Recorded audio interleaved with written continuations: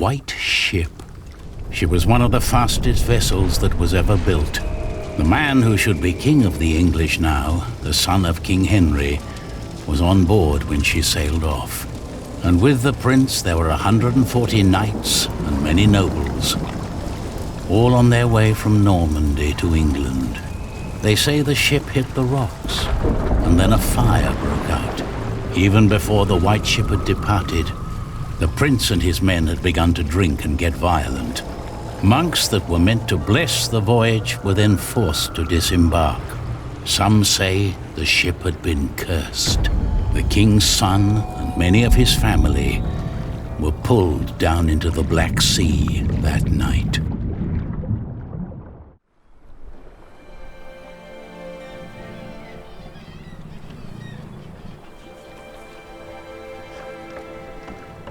You're forgetting one important detail. Not only these monks, but also Stephen of Blois, the king's nephew, left the ship before it embarked.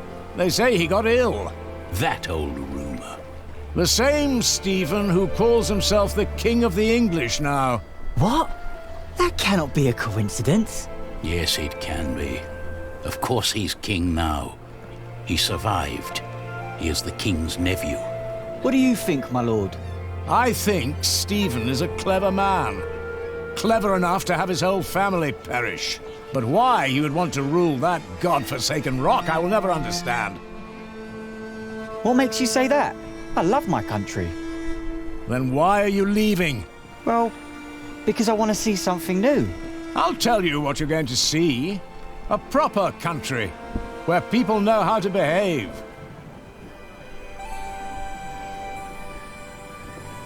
What about you? Why are you leaving?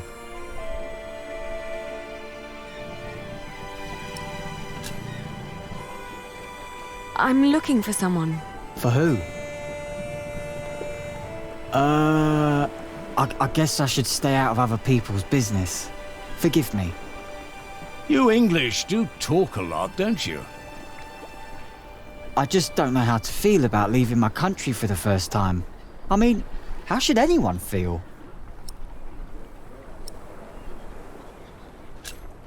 Hopeful? I don't know. Maybe I'm just running away.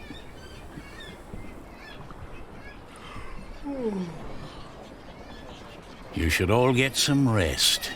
It will not be long now till we reach Cherbourg. Thank the Lord. I can't wait to be back.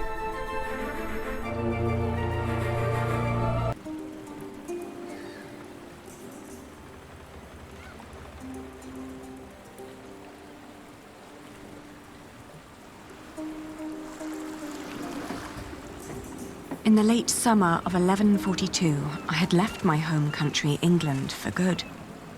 My old life lay in shambles, as did my former home of Kingsbridge. Having failed both my friends and family, I had set out to find my baby's father, the man I still loved with all my heart, Jack Jackson. And so early one morning in July, I finally arrived on the shores of Normandy. With nothing on me but a pouch of coin and a young, curious face yet unnamed, who was just as unfamiliar to this new world as was I.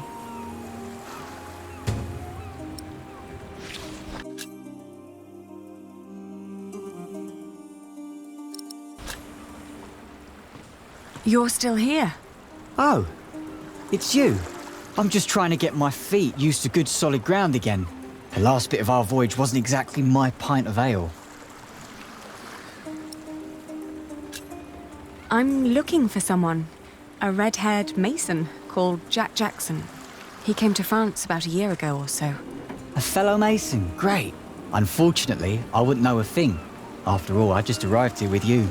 I know, but should you meet someone like that on your journey, tell him Aliena of Shiring is looking for him. All right. Jack Jackson. I'll keep an eye out for you. Thank you. That hammer you're carrying, do you happen to be a mason? Actually, I am. You have a keen eye, mistress. I guess I just know a mason when I see one. To be honest, I haven't been one long. Just finished my apprenticeship in Salisbury. Before that, I used to shear sheep with my parents, but I guess that wasn't really for me. Father still hates me for leaving, though.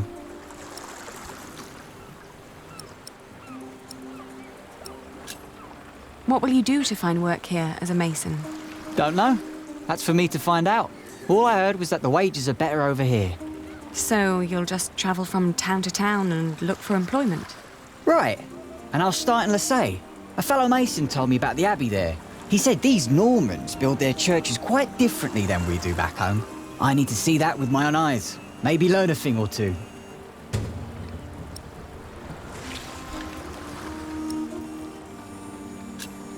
I left my old life as well. Scary, isn't it? To start off fresh and all that. Well, you definitely sound more excited than scared. Oh, I am excited. Wouldn't anyone be? I don't know. Maybe. Do many masons go to Lasay? I don't know. It's really just a tiny town. The mason who told me just happened to do some repairs there once. It's likely he told others as well. Have a safe journey. Oh, thank you. You too.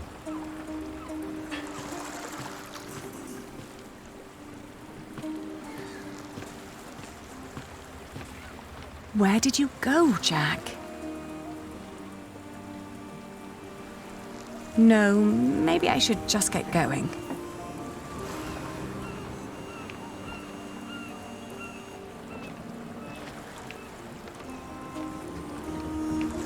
Hey, you. That's quite a bundle you got there. Where are you headed?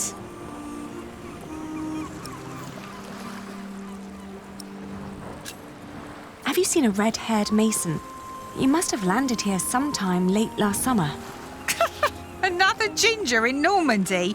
I wouldn't have noticed, even if he was carrying a hammer instead of a fishing rod. Maybe you should ask someone in Barfleur. That's where all the travellers come through, the pilgrims and kings. Their lot rarely lands in Cherbourg, with the fortress passing back and forth between Stephen of Blois and Geoffrey of Anjou. Why you even came to Cherbourg in the first place baffles me. It was the earliest ship I could get. You must be in some hurry, madam. Let's just say I needed to get away before I changed my mind. Fine with me. Who am I to judge?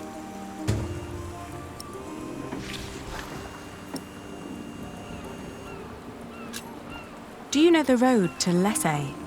Been there, seen it. But I hope you're not planning to go there on foot. Tell you what, you give me some coins and I'll treat you to me wagon.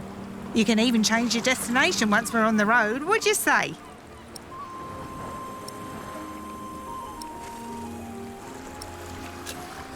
What other routes are there besides going through Barfleur? Oh, I don't know, really. You need to ask the locals about that. But Barfleur sounds like a good place to start. Shake my hand and I'll take you there. All right, take me out of town. All right, where'd you need to be?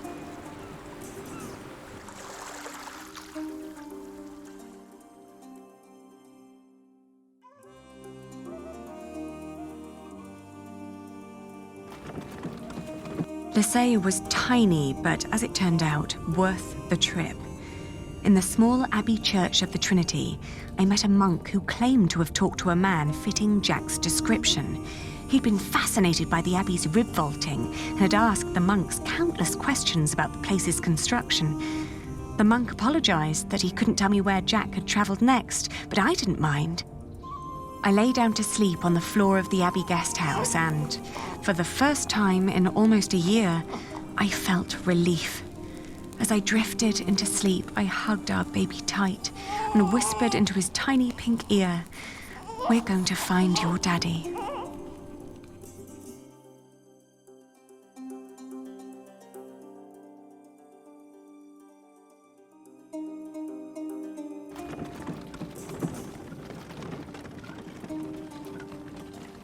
Going to Le Mans reminded me of all the trouble I'd left behind in England. 30 years ago, Le Mans had been conquered by the Plantagenet Geoffrey of Anjou, Maud's husband. And although they'd held it ever since, other noble families kept on pulling at the city, like Maud and Stephen tearing at England. There was no sign of Jack, but I got news of a new kind of cathedral being built in Saint-Denis, just north of Paris. It was possible that Jack had gone there to learn from the craftsmen. That was, if he hadn't travelled further south, looking for work in one of the many churches in Tours, the hometown of Saint-Martin.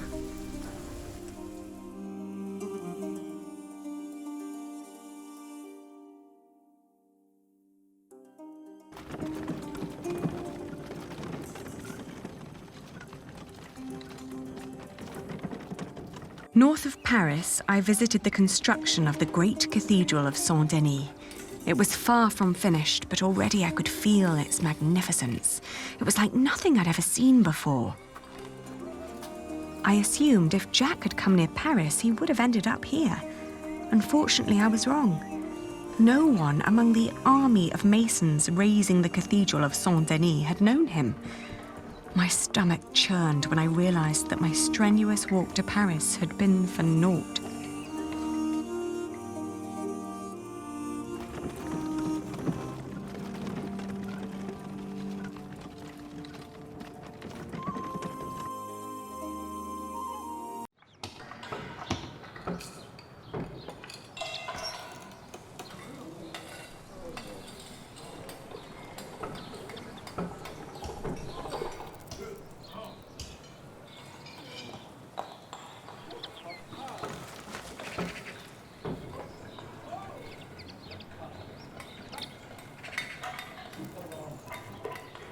I should talk to him first.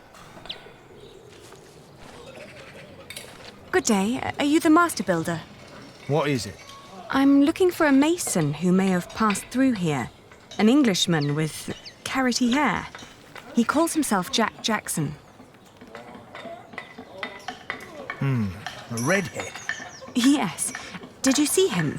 He might have asked for work here. No, I'm not looking for new masons. We're just doing repairs. Ah, but was he here? No, never seen him. Now, stand back, woman. Something could fall on your baby's head.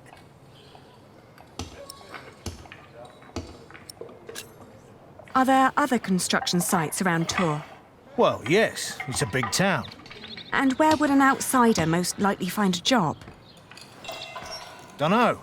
Ask around.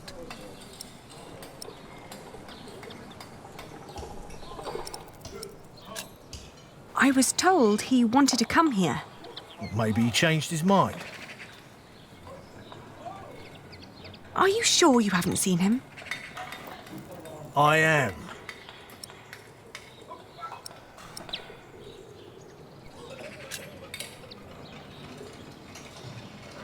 You hesitated when I mentioned a redhead. Are you sure you haven't seen him? Yes, I am sure. All right, he was here. Was working for me. But I had to throw him out after 2 or 3 days. Why? Because he was all want. Let me redesign the roof, let me make the nave lighter. All pretty ideas, but he never shut up long enough to do the work he was supposed to do. Shit, that man was almost as needy as my son when he was still a brat. He does know a lot about his craft. Well, I know masons like him. They grow up gifted, but without a mote of discipline in their guts. Can't work with someone like that. Do you know where he went next? No idea. Maybe to Limoges or Angoulême. Maybe even to La Rochelle. Seemed to have plans for every cathedral on God's green earth, but none for himself. I understand. I'll leave you to it then. Bon voyage.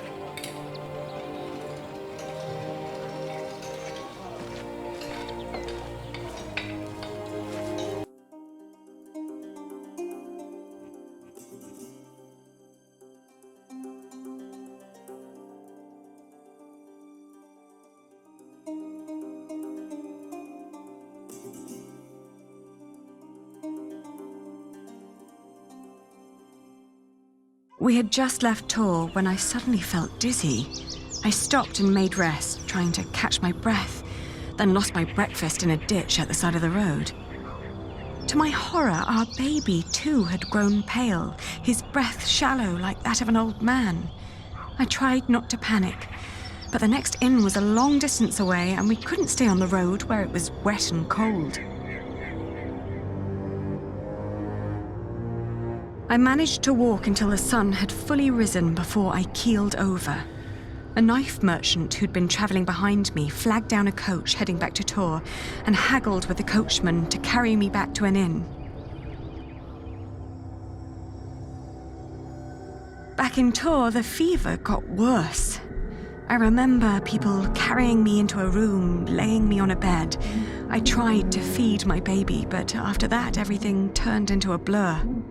When I awoke, Jack was standing next to my bed. He scolded me for following him. "You know you could go anywhere you want," he whispered. "Why be stupid and follow me?" I tried to answer, but he just opened the window and jumped out, heading toward ancient Greece, or maybe all the way to Arabia. And in my feverish mind, I followed him.